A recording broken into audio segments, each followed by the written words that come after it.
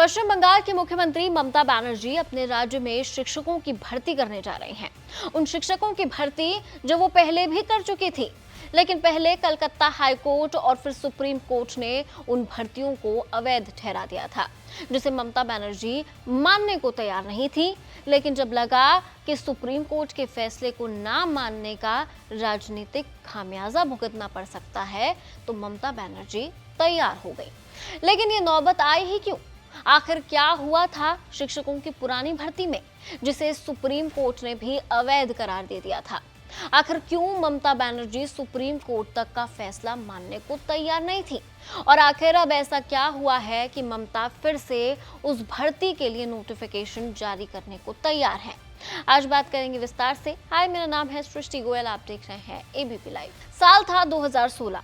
पश्चिम बंगाल सरकार ने state level selection test के जरिए सरकारी और सरकारी सहायता प्राप्त स्कूलों के लिए 24,640 पदों पर भर्ती निकाली। इसके लिए करीब 23 लाख लोगों ने परीक्षा दी थी। परीक्षा के लिए OMR शीट भरी गई थी। 27 नवंबर 2017 को इस परीक्षा का रिजल्ट जारी किया गया और इसी रिजल्ट ने उस पूरी भर्ती प्रक्रिया पर ही ऐसे गंभीर सवाल उठाए कि जिसमें ममता बनर्जी के मंत्री को जेल भी जाना पड़ा और आखिरकार पूरी भर्ती भी रद्द हो गई।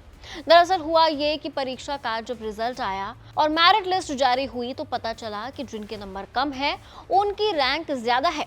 कुछ ऐसे भी मामले सामने आए जिनमें TIT पास ना करने वाले भी शिक्षक बन गए।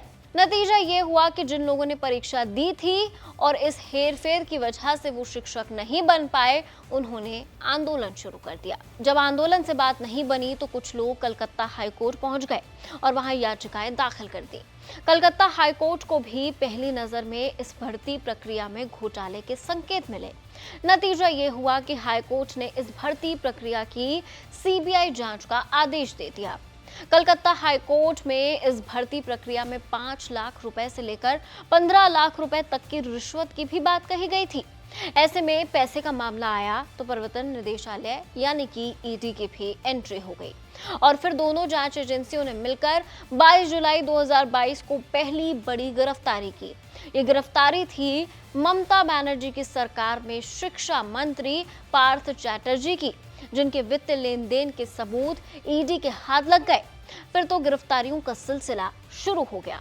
पूछताछ होती रही, केस चलता रहा और आखिरकार 22 अप्रैल 2024 को कलकत्ता हाई कोर्ट ने आदेश दिया कि बंगाल की ये शिक्षक भर्ती व्यवस्थित धोखाधड़ी है, लिहाजा इस पूरी भर्ती प्रक्रिया को ही रद्द किया जाता है। इस आदेश में कोर्ट ने यह भी कहा कि भर्ती सिर्फ 24,640 पदों पर ही होनी थी, जिसका नोटिफिकेशन निकला था, लेकिन नियुक्ति पत्र जारी करते समय संख्या बढ़ाकर 25,753 कर दी गई।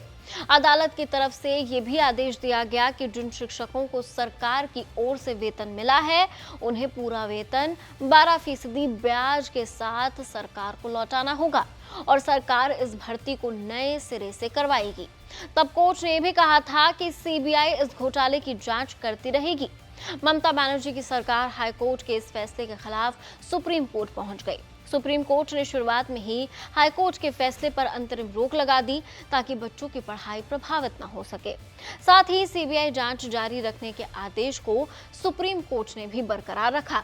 7 मई 2024 को आए सुप्रीम कोर्ट के इस फैसले के बाद दिसंबर 2024 में सुप्रीम कोर्ट ने इस मामले को विस्तार से सुनना शुरू किया। इसमें हर पक्ष था। सरकार का अपना पक्ष था कि कोई गड़बड़ी नहीं हुई, शिक्षकों का अपना पक्ष था कि उनकी क्या गलती है। कुछ ऐसे भी लोग थे जो वाकई पारदर्शिता के साथ नौकरी में गए थे। कोर्ट सबकी बात सुन रहा था। इस दौरान 31 जनवरी 2025 को ED ने अपनी पहली चार्जशीट दाखिल की, जिसमें 20 आरोपी थे। उनकी 163 करोड़ रुपए की संपत्ति ED ने जब्त की थी।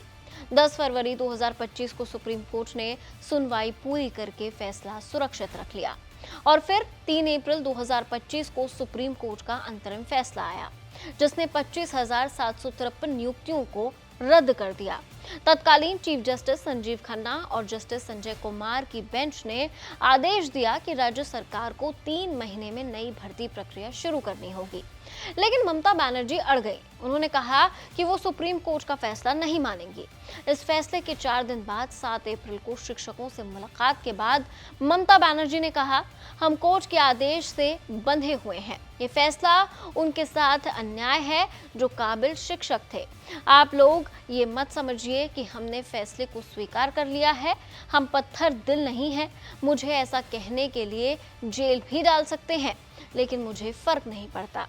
ममता बनर्जी के इस आश्वासन के बावजूद पूरे प्रदेश में प्रदर्शन हुए। शिक्षकों ने प्रदर्शन किया कि उनकी बहाली हो। बीजेपी ने प्रदर्शन किया कि ममता बनर्जी को बर्खास्त किया जाए। नेता प्रतिपक्ष राहुल गांधी ने राष्ट्रपति को चिट्ठी लिखी कि जिन शिक्षकों का इस घोटाले से कोई लेना देना नहीं है, उनकी बहाली हो। लेकिन हुआ कुछ नहीं। उल्टे शिक्षकों का प्रदर्शन बढ़ता गया और उन्होंने साफ तौर पर कहा कि अगर ममता बनर्जी सुप्रीम कोर्ट के फैसले के मुताबिक नए सिरे से भर्ती करवाती हैं, तो वो लोग शामिल नहीं होंगे। इस बीच सुप्रीम कोर्ट ने उन शिक्षकों को नई भर्ती होने तक नौकरी में बने रहने की छूट दी, जिनका इस घोटाले से कोई लेना देना नहीं था। लेकिन अब ममता बनर्जी ने कहा है कि उनकी सरकार सुप्रीम कोर्ट के आदेश के मुताबिक भर्ती प्रक्रिया के लिए नोटिफिकेशन जारी करेगी। इसके साथ ही ममता बनर्जी ने नौकरी गंवाने वाले शिक्षकों को राहत देने की कोशिश की और कहा कि नई भर्ती प्रक्रिया में उन लोगों को छूट मिलेगी जो पिछली भर्ती में शिक्षक बने थे और जिनकी नौकरी सुप्रीम कोर्ट के आदेश के बाद चली गई थी।